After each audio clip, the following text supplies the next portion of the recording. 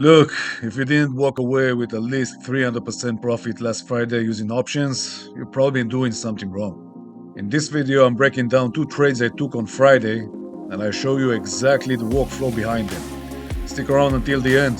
You really don't want to miss this.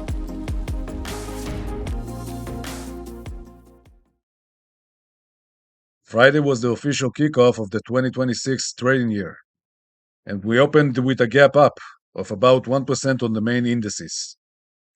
The only problem? Wall Street used the gap to dump shares right from the bell.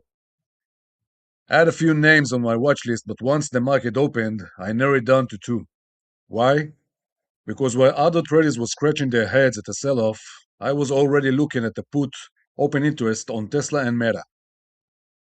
If you're not sure what open interest is, I highly recommend checking out my previous videos for a full breakdown. I dropped the links in the description below. Now, Meta had two massive put walls at 660 and 650. Like always, those walls acted like a magnet for the price. The stock just flashed straight through those strikes, which caused the 660 puts to absolutely explode, printing returns of hundreds of percent. Tesla was the same story.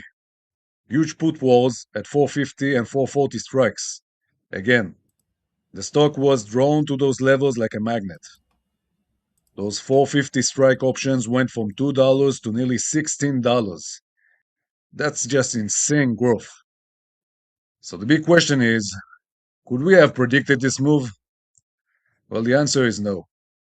But once the selling started, the move was to check the option data from the January 2nd expiration, find the highest put open interest, and trade accordingly. If you want to understand more about options and my specific strategies, hit the subscribe button and smash the like. Don't be stingy. Once we hit 1000 subscribers, I'm going to start doing live trading sessions right here. Until then, remember, the second mouse get the cheese, let the first mouse get caught in the trap. Stay sharp. I'm Roei, wishing you all a green trading week.